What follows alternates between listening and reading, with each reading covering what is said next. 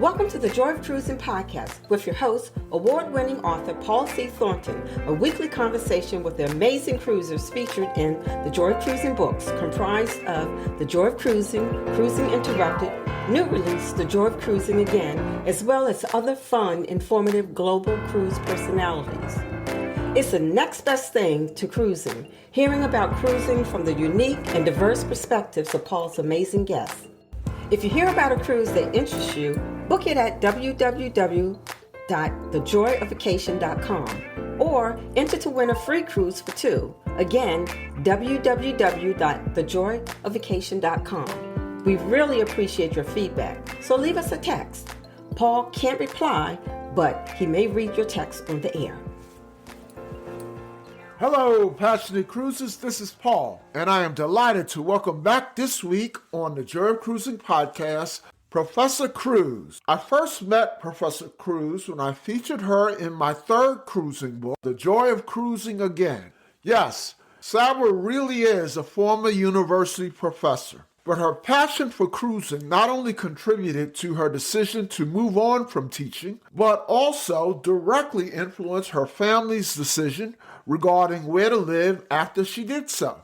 You see, Professor Cruise absolutely loves Alaska. She seemingly travels there monthly. The U.S. port of departure for trips to Alaska is Seattle.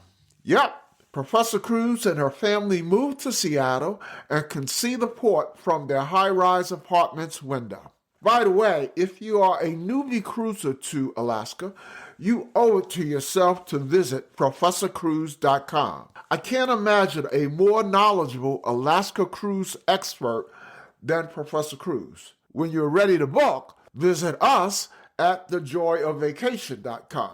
Learn a lot more about Professor Cruise by checking out her earlier visit to the Joy of Cruising podcast in episode 12. Welcome back, Professor Cruise, Sarah, to the Joy of Cruising podcast. Hi, Paul. It's so good to be back with you after 2 years. It's been a long time. Yeah. How you doing? I'm doing okay. I just returned, as you know, from a cruise on Monday, and I have another one scheduled for about a month from now. So I'm trying to eat healthy between cruises. So I'm going through some sugar withdrawals right now, and I'm feeling a little hangry. But other than that, I'm doing really well. Now, I'm going to take a wild guess that your cruise coming up is to Alaska. How did you know? You know me so well. In the intro, I told the listeners, Sarah goes to Alaska seemingly once a month. That's about right. Yeah, I'd say that's about right during the season. Yeah, I'm hopping on the very first one out of Seattle for the season with my son. So before we discuss what's been up with Professor Cruise since you were last here almost 2 years ago, tell our listeners about yourself. Where you're from, where do you live, your professional background before becoming one of the biggest names in cruise blogging. Anything you would like to share, Sarah? Okay. Let's see. So I was raised in suburban Salt Lake City. And then I went to graduate school in Michigan where I got a PhD in psychology. And then from there moved to Pittsburgh, Pennsylvania, where I worked as a college professor for about 10 years or so. And while I was in Pittsburgh, I met my husband and we had our son, who's now 12. But after our son was born, things started to get kind of stressful for us. We lived right in downtown Pittsburgh, but I worked about 45 minutes in one direction. My husband worked 45 minutes in the other direction. And we had our son in two different daycares. And, the winters were really rough with the commutes. And I remember just like sliding down the hill from our house to get on the freeway. And so we were just looking for a change and decided just to totally shake things up. Neither one of us was from Pittsburgh. We didn't have family there. So we made the decision to just make a major move and kind of just picked up everything. We sold our house, we sold everything in it, and we decided to move to Seattle, where we'd only been together once on vacation and just really liked the city. I know people find this crazy, but we liked the weather. And I also needed to be in a place with a cruise port. So we made the decision to move to Seattle. And I kept on teaching online, for a little while after that. But then at that point, really transitioned to doing the blog full time, which I'd been kind of dabbling with that a little bit. Even while living in Pittsburgh, I'd been doing a lot of cruising and had been writing cruise reviews and gained kind of a following on Cruise Critic. But once we transitioned to living in Seattle, I really started doing that full time and kind of moved away from teaching, which sort of takes us to today. I've been doing it for about 8 years now. And that is, the primary way I make my income. And it's sort of a dream come true, really. And I told the listeners in the intro that you literally overlook the port in Seattle. I do. And it's so funny because I can walk to the cruise ship. It's 5 minutes from my house. So I just get my suitcase and I walk over there. And anytime I have to fly anywhere for a cruise now, I'm kind of resentful because it's so easy to do it from here. I don't blame you. I know you just got back from a cruise, so I'm not talking about the holiday extravaganza. Yeah. But you just got back. So tell us about that. Yeah, so this was just, it was an 8-night Western Caribbean itinerary on the Regal Princess, and it was a solo cruise for my birthday. So I got to celebrate on board, which was really fun. And it was just very relaxing and some nice weather. We did some ports in Mexico. We did Belize City. We did Roatan in Honduras. And it was just a really chill, relaxing cruise. I didn't book any major excursions or anything. It was just kind of my gift to myself for my birthday. But it was really fun. I met some really, really, really interesting, nice people, like I always do. And it was nice. I know you do a lot of solo cruising. I'm sure that you probably have a strategy as far as dealing with the solo supplements.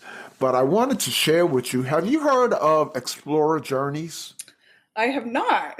So they are a brand new, I shouldn't say brand new, they're a relatively new luxury cruise line, but they are so new that they're trying to, get a foothold in the luxury cruising market.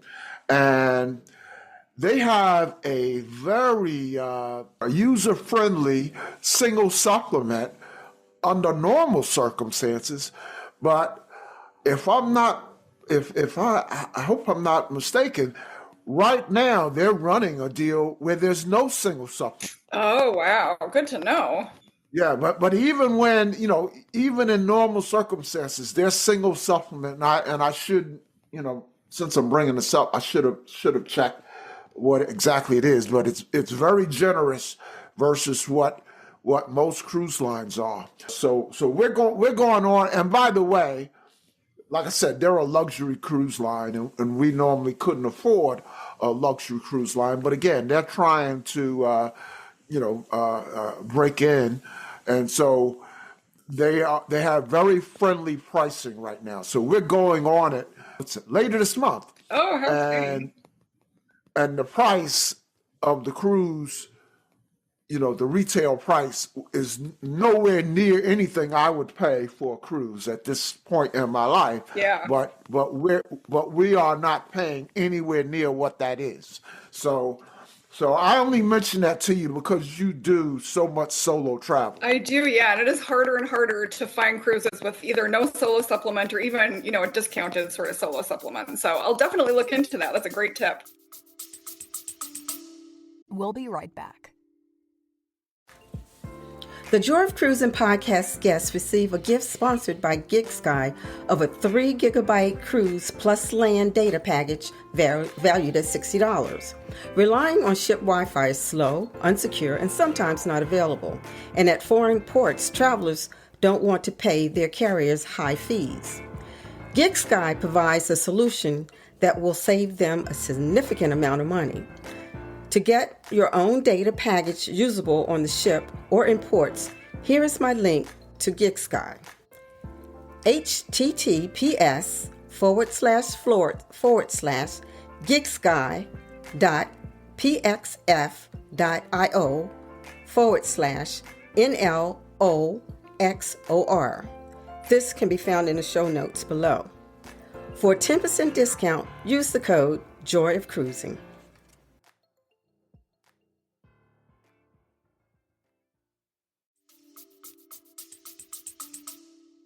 Okay. Oh, so many cruises to catch up on since we last spoke. For you, it's been 2 years, so that's probably at least 24 cruises. It seems It's been a like lot. anyway. Give us some highlights of some cruising you've done since we last spoke, leading up to the holiday, and then we'll talk about the holiday cruise separately. Sure. So, as you mentioned before, I cruised to Alaska a lot. So I think probably 80% of the cruises I've done since we spoke last time have been to Alaska. But there is one that I wanted to talk about because I know when I was on last time, I had it booked and I had mentioned that we were doing it. But we've now done it.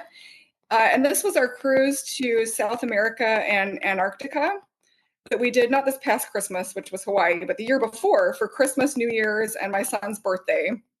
And it was probably my favorite cruise ever. I mean, it was just fabulous. And it was a 16-day itinerary. It was round trip from Buenos Aires on the Norwegian Star. And we took my in-laws and my mom with us. So it was an extended family cruise. And I mean, it's hard to even know where to begin in terms of what we experienced on that cruise. It was just phenomenal. Um, the wildlife. So we started out like real early on. We did this tour that we booked privately to a place called Punta Tombo, which is the largest penguin colony in South America. And I mean, you're walking through this penguin colony, and there are over 1 million penguins that live in this colony, and they're just surrounding you. They're just everywhere, and babies. And I mean, it's just unbelievable taking this in. And I'm thinking at the time, like, how can anything else on this trip top this? Like, it was the most incredible thing I'd ever seen. And then, like, we topped it. And then it was just one thing after another, that like, how are we ever going to top this? And then the next day it would be like some insane thing. Well, as you know, I promote upcoming episodes pretty heavily with pictures. So Yeah. I definitely want to see some penguin pictures. Oh, for sure. I have many, many, many penguin pictures. And then I'll just mention a couple other things we saw. And I have a funny penguin story. I'll just throw in at the end. But so we did the penguin colony, and then we sailed through Antarctica. And so we're sailing through Antarctica, and I'm seeing icebergs that just dwarf the icebergs I see in Alaska, which are already pretty incredible. But I mean, they are the size of my high-rise apartment building in downtown Seattle, just floating by. They're just unbelievable. And the penguins, I mean, just millions of penguins on icebergs and swimming, and then so we got near Elephant Island in Antarctica, and all of a sudden the ship was just surrounded by our naturalist estimated at least 50 fin whales. And they were so close to the ship that you could almost reach out and touch them, and just surrounding us. And, you could see their bodies under the water. That's how close they were before they came up to breathe. And it was just unbelievable. And we're sitting out on the balcony with my in-laws and my mom and my son and my husband. And we're just in awe. And it was just such an incredible experience to see, my son experience that. And then also to see my mom and my in-laws experience it. And I remember asking my father-in-law, who was raised in rural Mississippi and, started working in the cotton fields at the age of 6. And I said, as a little 6-year-old boy living in Mississippi, could you ever have imagined that you would be in Antarctica, seeing this? And his response to me was, no, absolutely not. And I couldn't have imagined most of the things I've seen on cruises. It was just incredible. So that was really cool. And it was, just seeing my son with his grandparents, and it was a pretty neat experience. Now, when you talk about these magical cruises, let me remind the audience, particularly those who haven't been listening to me for a while, sometime back, you might have seen posts from me about a cruise, and I kept ending the post with, "I blame Professor Cruise." Professor Cruise directly influenced me to go on a cruise, just a dream, a bucket list cruise called the Fire and Ice Cruise. Yeah. Started in Hawaii and then went to Alaska. Yep, that was another of my favorites. So, I'm doing, actually, I have an episode coming up. I can't remember when, maybe April. My top 10 all-time cruises. Oh, that'll be a cool one. Clearly, I'm not going to tell you where that one lands, but clearly that's in my top Yeah. 10. So I'm, as I started this second podcast with Professor Cruise, I said, now, Paul, you are not going to book some magical cruise that Sarah talks about. You've already kind of piqued my interest on that cruise that you're Yeah, talking it was. about. What else have you done in the last couple Well, of I have to just years? finish off that with my penguin story because it's so funny. Oh So no, you yeah, I got got to oh, tell you my got penguin more. story. So Please, please, so this please was toward do. the end of the cruise, and we were in the Falkland Islands near Stanley at a place called Gypsy Cove, and it's kind of a bluff up above the sea, and you're hiking through this bluff, and there are all these penguin burrows, these Gen 2 penguin burrows, and you can kind of like peek in them and see the penguins in there. But we're walking through, and so we're standing there next to one of these burrows, and this Gen 2 penguin comes out, and we're on kind of a marked trail. You're supposed to keep your distance from them. So we're on this marked trail. This Gen 2 penguin comes out of its burrow and walks right up to us with a real grumpy look on its face and gets really close to us and turns around and projectile poops like right at us. Oh my And goodness. then it turns right around again and just waddles back into the burrow. And it was the most hilarious thing. And I'm just looking at this penguin like I understand, like I feel that way about humans too sometimes. And it was I mean, that is a memory that I know. I mean, none of us are ever going to forget that moment because it was so funny.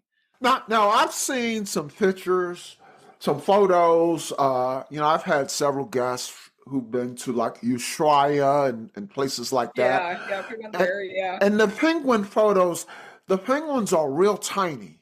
But when I see penguins on TV, maybe I'm thinking of cartoons even. They're much Yeah. bigger. Are these penguins?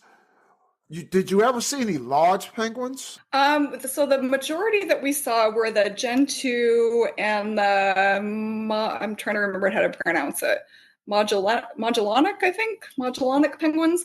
And they're a little bit smaller, but we also saw some king penguins, especially on the Falkland Islands, and those are pretty big. That's what you call them, king penguins. Yeah. Are there any? Are they pretty docile as far as humans are concerned, other than the one who projectile poops? Yeah, I mean, they kind of like you are asked in these places to keep a distance from them, because you don't want to disturb them. So, I mean, that's probably the closest we got to one, and it was within, a foot of, of where we were standing. But yeah, I mean, I think in most of these areas, they're kind of, especially in that area, they were kind of used to seeing people because people are walking through there all the time. And they were pretty docile. Yeah. Yeah, because I've heard of like bears, uh, attacking humans and other wildlife. I've never heard of a penguin, you know, being violent. No, I don't think so. Just the poop. All right. What else? I can't remember if we talked about this one, but I did a New England cruise with my mom for her 75th birthday. So that was really fun. What was that? What was that on? That was on Holland America. And I'm trying to remember, I think it was the Zaandam for that one. I've done several Holland America cruises on various ships beginning with the letter Z, but I'm pretty sure that was the Zaandam that I did with her. And that was really, really nice to celebrate her birthday and just the two of us. It was really fun. Yeah, I once did a New England cruise. It was pretty nice. Yeah. Have you tried any cruise lines? It was your first time? No, I haven't myself. My son really, really, really wanted to try Royal Caribbean because that's the line I've sailed on the least. I've only done a couple on Royal Caribbean solo cruises. So he was like dying to do a Royal Caribbean cruise. So we did the Quantum of the Seas out of Seattle to Alaska last season, and he loved that and has been dying to book the Icon on the Seas. So my husband just booked the Icon of the Seas for him and my son and his parents. So he's going to get to experience that, which will be really fun for him. Yeah, I bet he loved Quantum Oh, he because loved it. I've been on that class. Yeah. And I took my grandkids, and they were younger, and so they loved. I mean, we went on the bumpy. I'm sure Quantum had bumper Yep. cars. Yep, exactly. And what is that cube that goes high up in the air?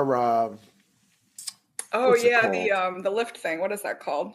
Yeah, it'll come to me. I know, But me too. but yeah, they had that, and they had a really innovative sports car. It was a lot of Yeah. stuff on the quantum class, but Yep. I'm sure that doesn't compare to what you or well, I was going to say you or what your son and your husband will get to experience on Icon, which I have not been on yet.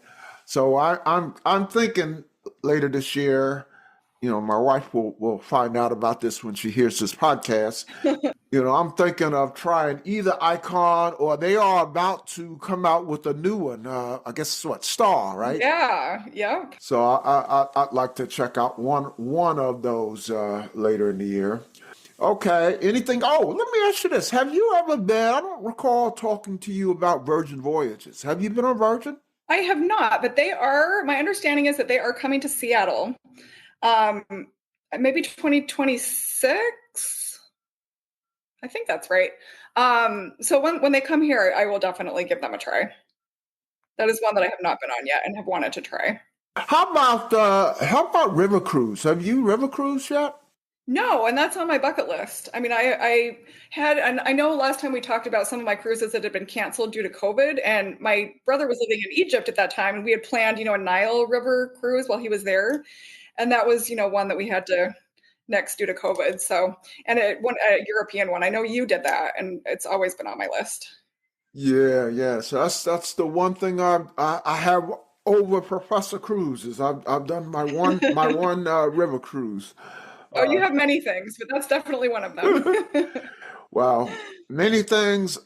Well, no, no. I have gone on a lot of cruises, but I can't. That can't. None of them can compare to some of the cruises you've been on. Although, like I mentioned earlier, I did copy you on the Fire and Ice cruise. And speaking of Hawaii, let's talk about the Hawaiian holiday.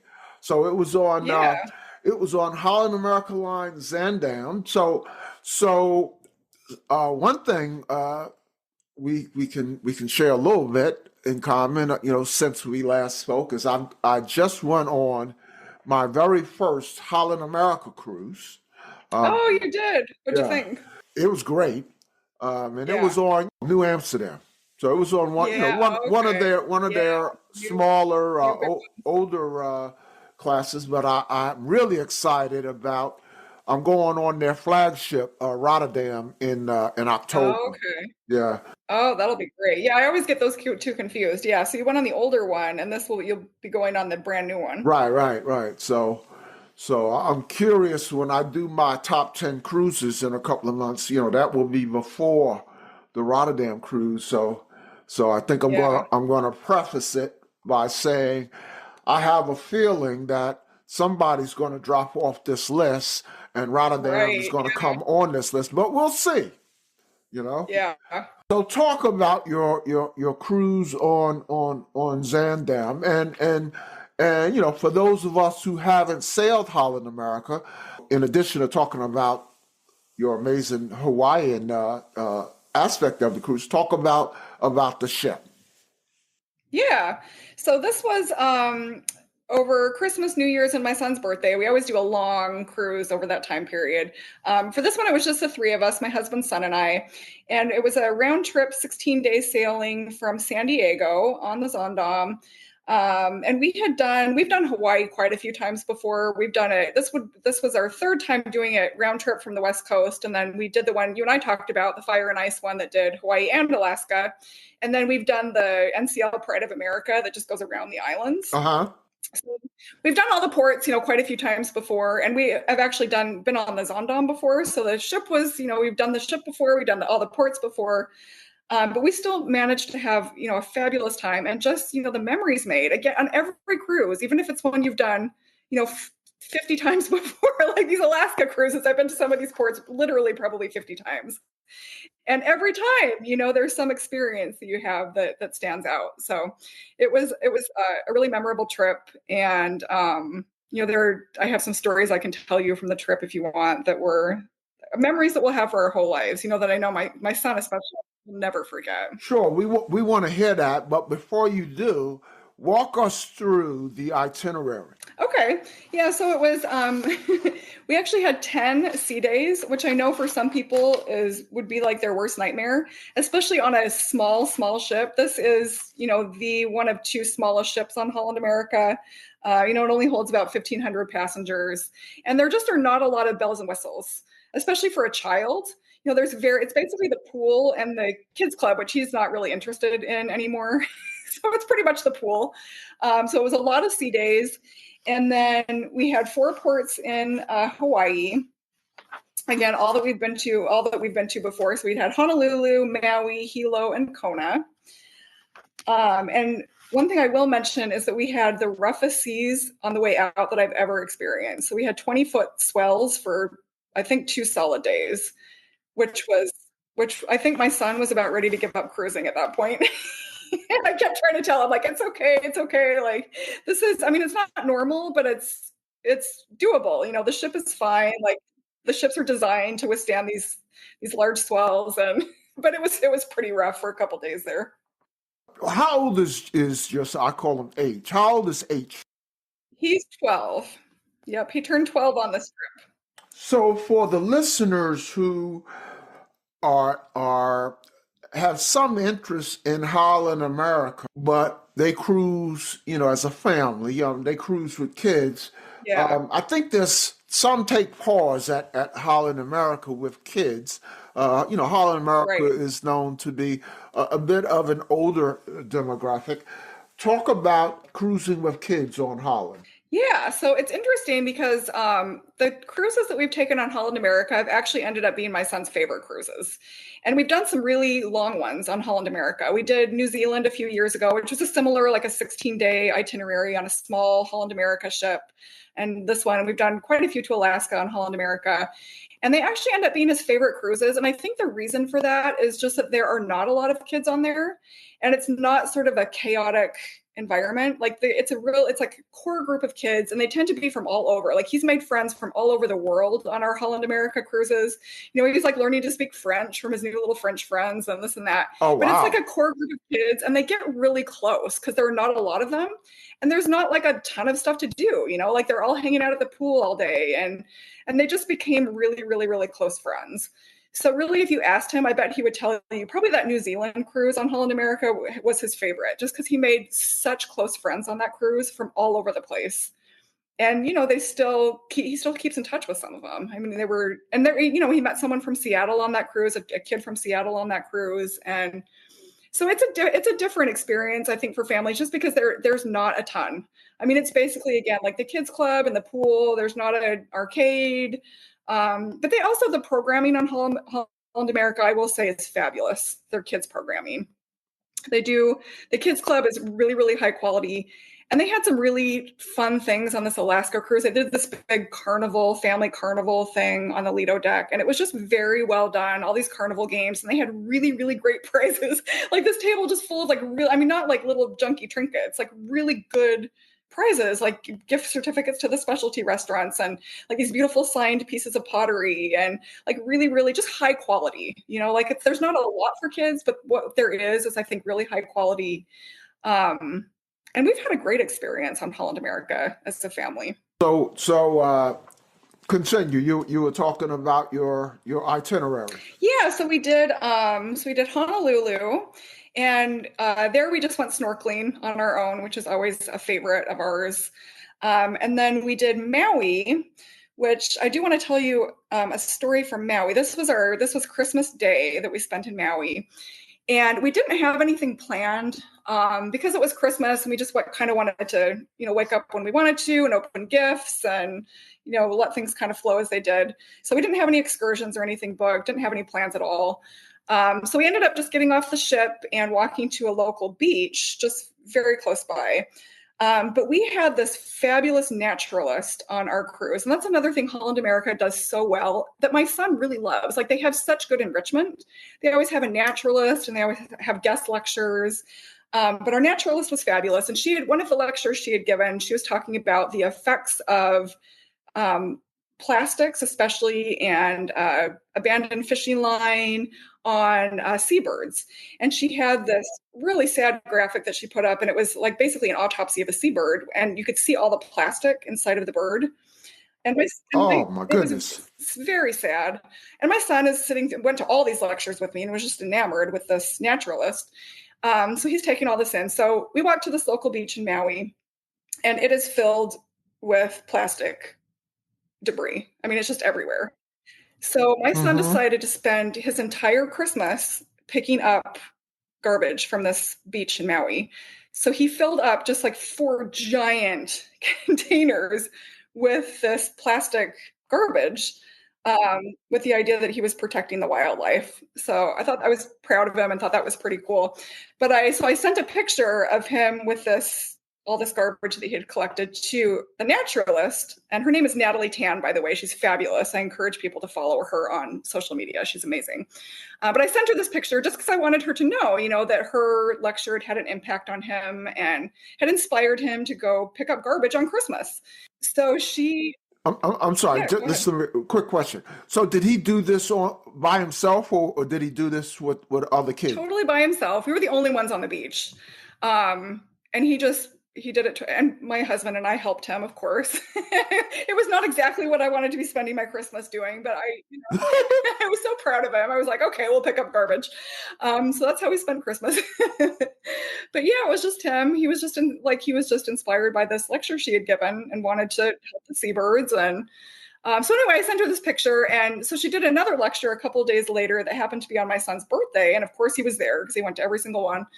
And she, put the picture up on the screen and called him up to the stage, and the whole audience sang happy birthday to him. And she had, Oh, get yeah, it was so out. cool. And she talked about how he'd spent his Christmas picking up the garbage to protect the seabirds. And, she gave him this lovely gift with all this stuff from the ship gift shop. And it was just, again, it's one of those things that he will never forget.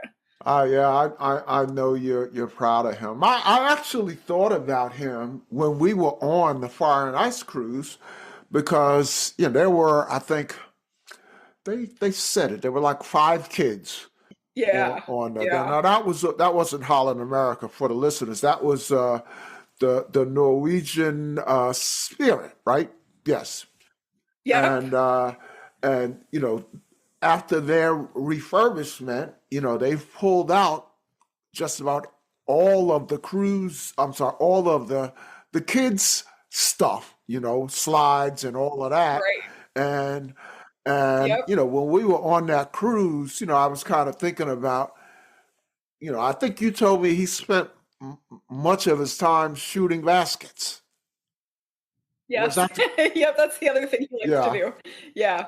So So yeah, he's it sounds like he is mature for his age, and going on these non-kid oriented cruises, I suspect is helping him in his maturation process and his learning process. I mean, sitting there listening to lectures from a naturalist, it's not something you normally expect of a 12-year-old.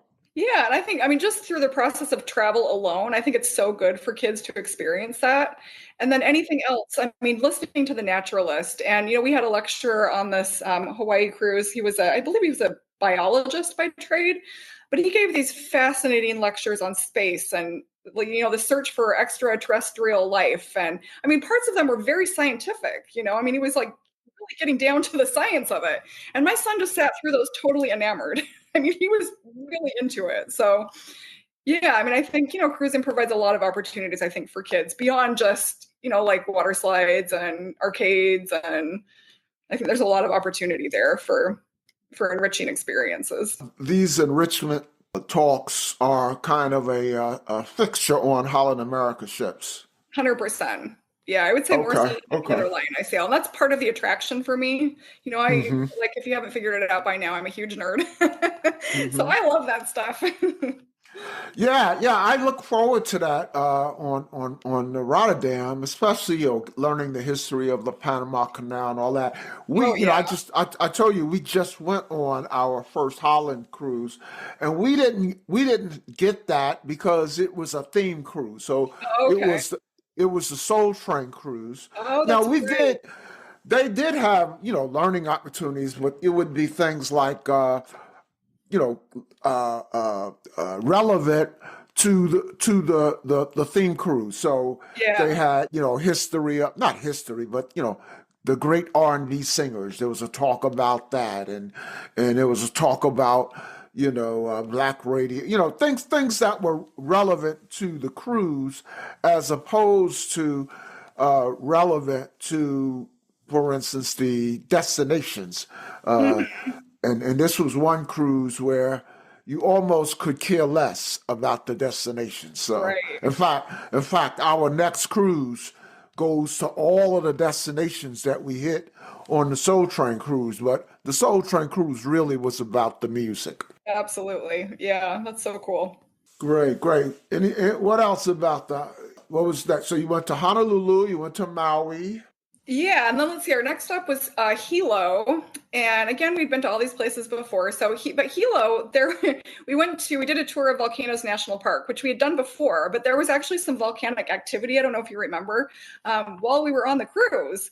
So we got all excited and we're like, oh, maybe we're gonna have to run from some lava flows or something. So we booked another tour to see Volcanoes National Park, which is always really interesting. Yeah, when we went to Volcanoes National Park, there was some areas, where you could feel the steam coming up out of the Yeah. ground and all of that. But a couple of months or a couple of weeks, I can't remember now, after we got home, it blew. I mean, there was there was a newsworthy volcano that we just missed. Just So. missed it, yeah. But that was kind of interesting. But on that same day, so we did Volcanoes National Park in the morning, and then again, our naturalist like just inspired Harris or my son to want to go see sea turtles, and we had never seen them in Hawaii. Like we tried many times to see sea turtles in various areas, and really sought them out, at these various beaches, and had never seen one. So our naturalist, Natalie, told us exactly where to go in Hilo. And it's a beach we had been to before called the Carl Smith Beach Park. But we had never seen sea turtles there before. But she's like, this is where to go. And she showed us exactly how to look for them and where to look for them. So we were tired after doing the national park, but we were like, we have to try. So we took an Uber to this beach park. And sure enough, like within maybe 10 minutes of arriving, we're in the water with all of our snorkel gear and everything, and we're looking around, and I spot the sea turtle, and it was the coolest thing. And we just sat there, and it was right, you're supposed to keep a distance from them, but we were standing on these lava rocks, and it just came to us. I mean, it was within inches of where we were on these rocks, and it stayed there for a long time. I mean, eventually we had to leave to make the ship, but we probably watched that sea turtle for a good hour and a half, 2 hours, and it was feeding, and I mean, it was just the coolest thing. And my son at the time said, like, this is the coolest wildlife encounter we've ever had, Mom. And I was thinking, like, this is really, really cool. But then I'm thinking to like the year before when we were in Antarctica, and I'm like, this beats the fin whales and the penguins it's just funny to kids. Like whatever the latest thing is like the coolest thing they've ever experienced. So, but it was pretty. You said this beats the pooping penguin? I know. I was like, the pooping penguin?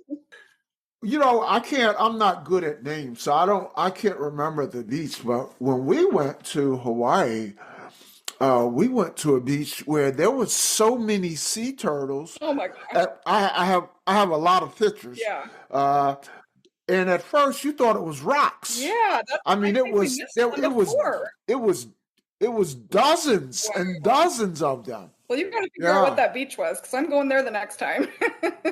I'm not.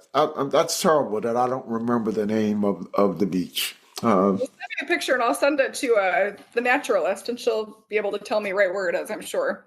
Okay, I'll do that. I'll do that. And then after Hilo.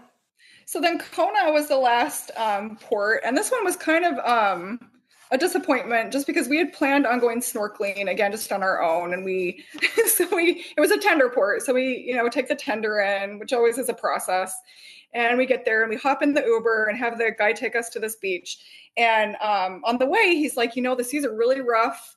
And we got to a certain point where like sort of the first beach along this long stretch was, and there was like a red flag warning. And he's like, I don't know if you're going to be able to go snorkeling at this beach.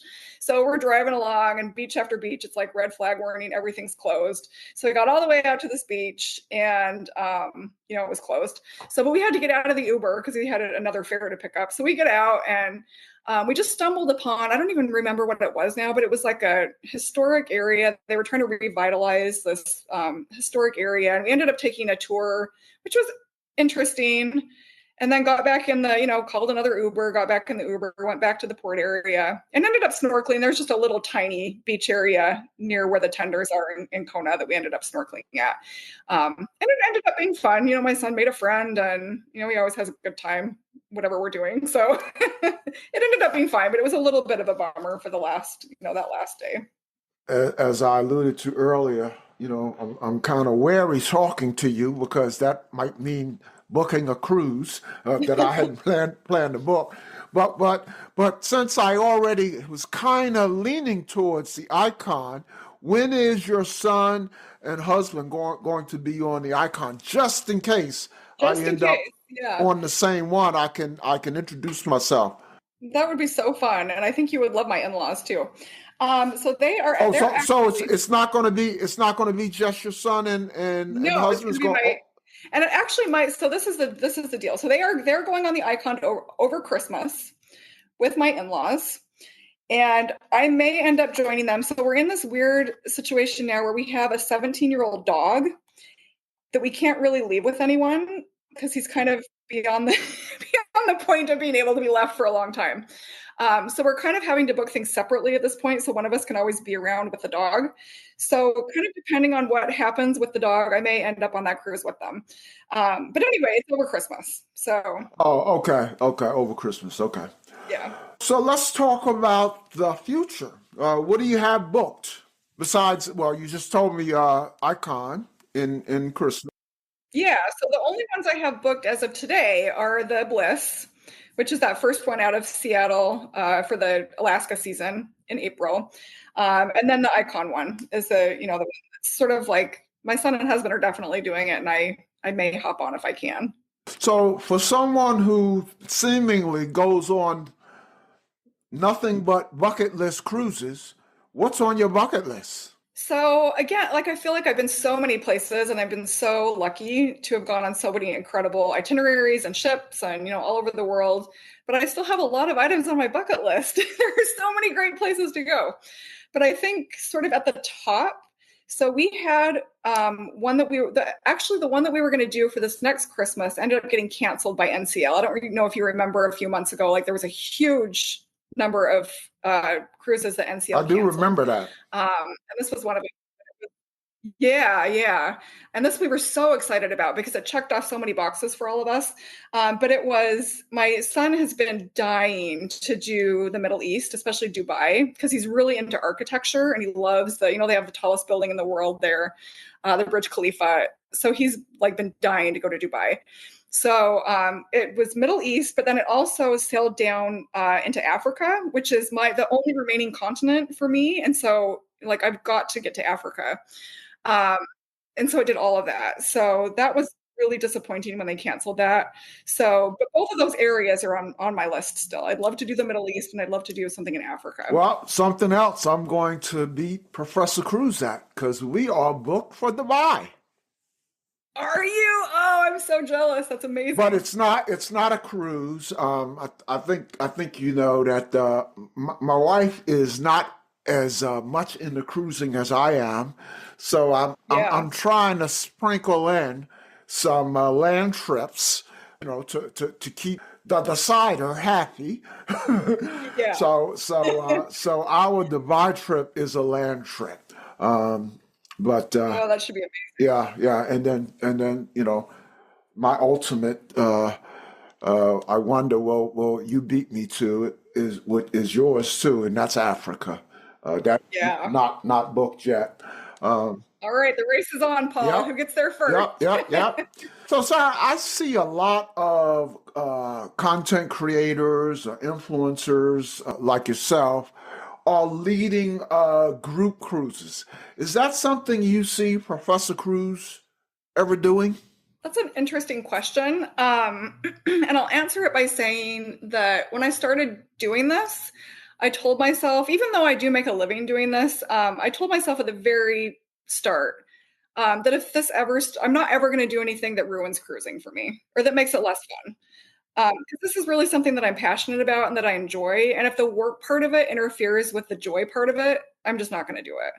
So for me, there are a lot of, I mean, if you look at the other sort of content creators out there that have been doing this for a similar amount of time, they're way more successful than I am.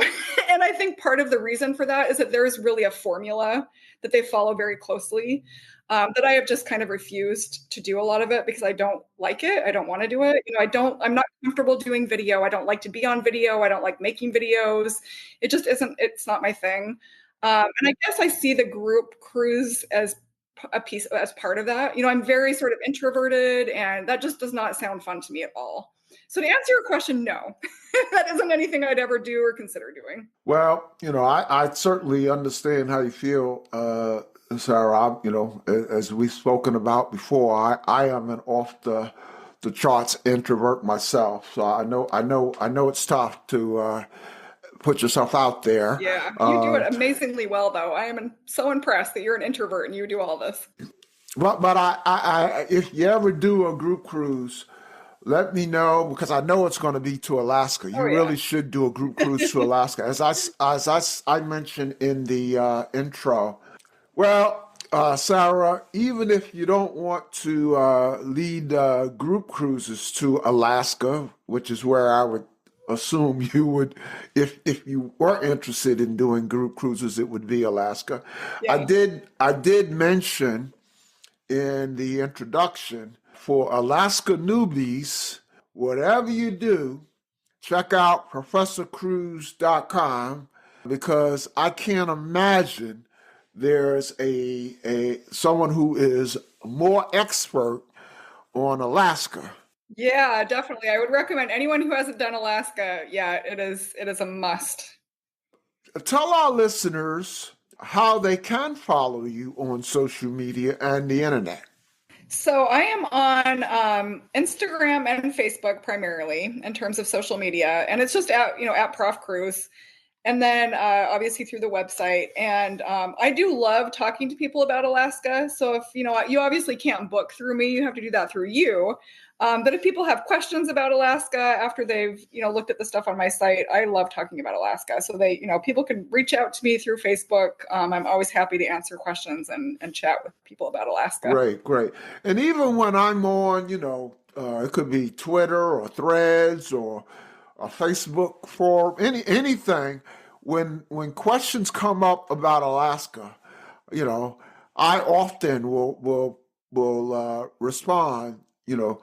You owe it to yourself to check out Professor Cruise. So, well, thank you for the plug. I appreciate it. Before we let you go, as you know, we like to close episodes, with some light and dare I say fun questions. Now, you've been on before, so we have different questions for second timers. You have you have a huge following, and so welcome to the many Professor Cruise fans listening. So that your fans and my listeners can get to know you better, let me ask a few questions that I ask repeat guests. All right, let's do it. So the first one is tell our listeners and your friends and fans, how does Professor Cruise spend her me time? Let's see. I would say hiking for sure. As you know, when I cruise to Alaska, because I've done every excursion, I usually just hike at all the ports in Alaska. I'm a big hiker, but I also love to hike when I'm in Seattle, just all over the Seattle There's a area. lot of places to hike in Seattle, huh? Yes, so many. It's a good spot for that. Okay. Anything else? Have any hobbies, pastimes? I like yoga. I do a lot of that. I spend a lot of time walking my dog. You know, we live downtown, so the dog has to be walked. We can't just let him out into the yard. So I do a lot of walking. I like to cook. Okay. So Okay. yeah. Next question.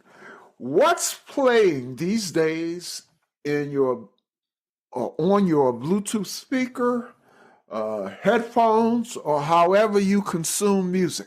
Well, it's funny you say music because I actually don't really ever listen to music unless I'm in the car, which I don't spend a ton of time in the car. But in the car, I usually have just like a top 40 station on.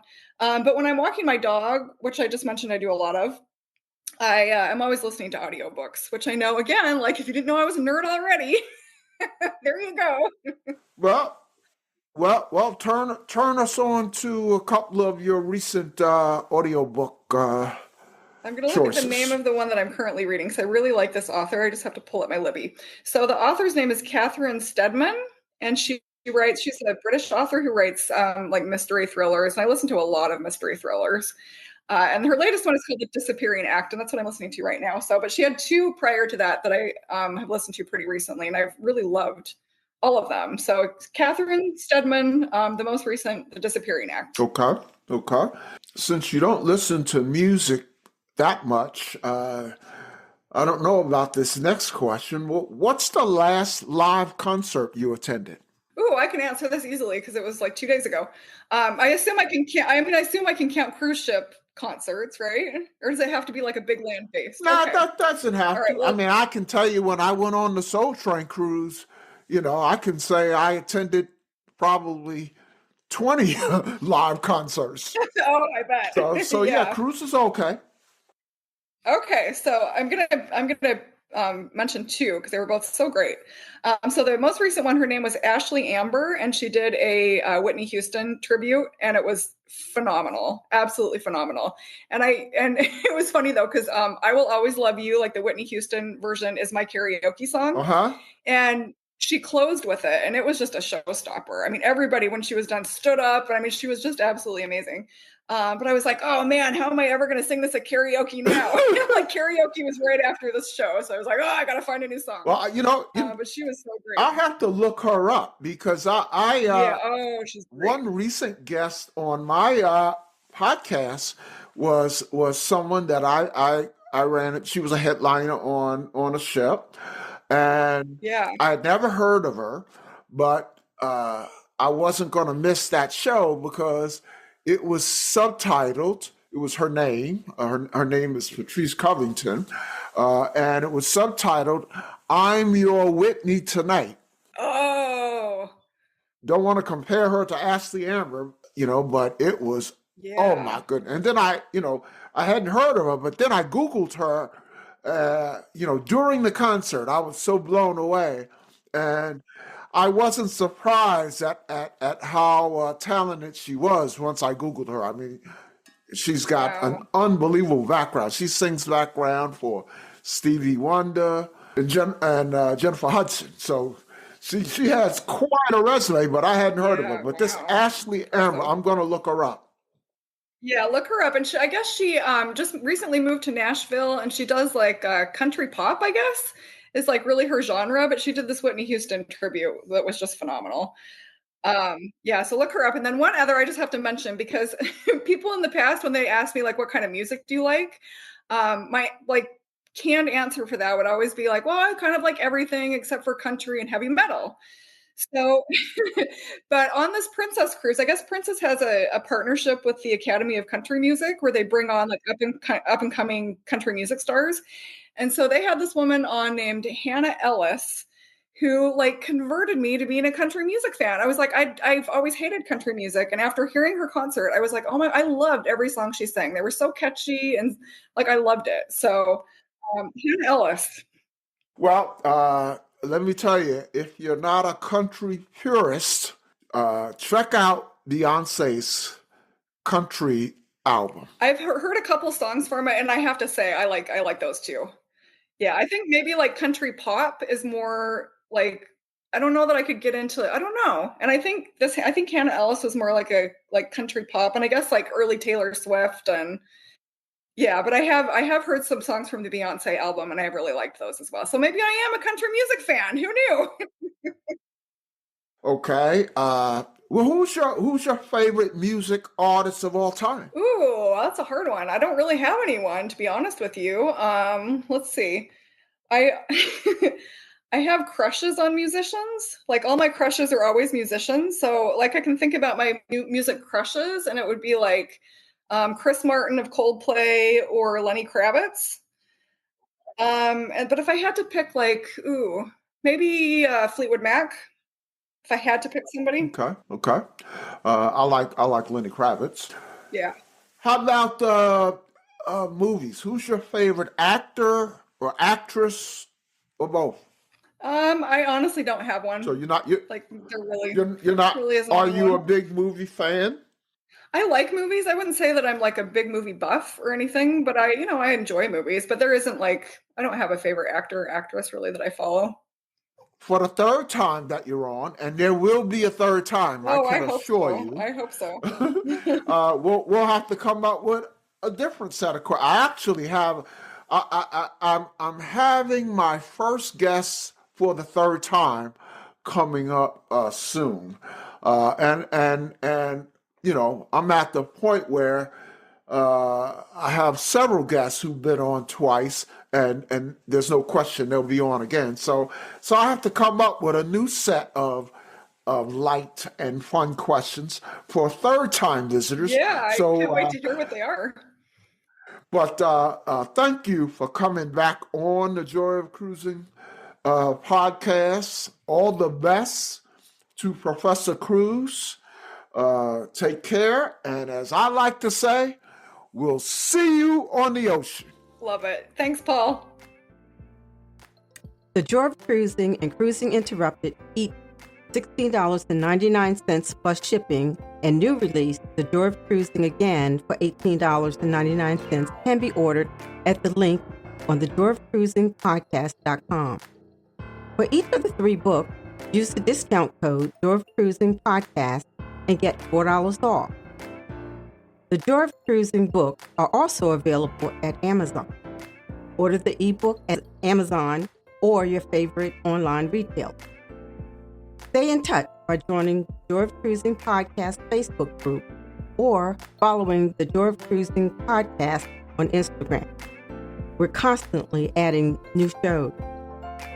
Please leave a review and tell a friend about us. We hope you enjoyed Brief Escape to the Ocean. See you next week.